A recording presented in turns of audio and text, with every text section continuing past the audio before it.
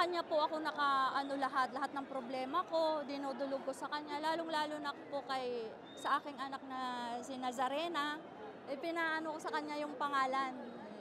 Nazarena po siya. Oo.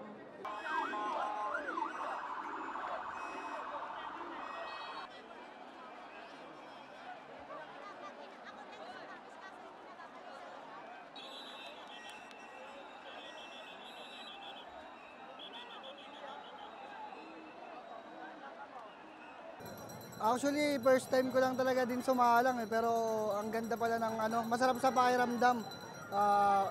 Siguro na manatalan ako para sa pamilya ko. Sana maging okay itong taon na to para sa ating lahat.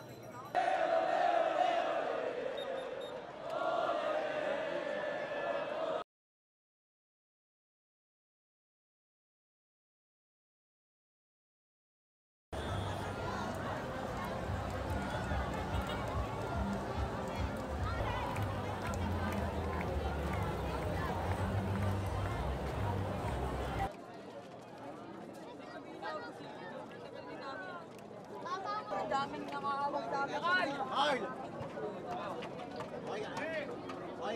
Kitang napunta sa masama, puro gumaganda ang buhay.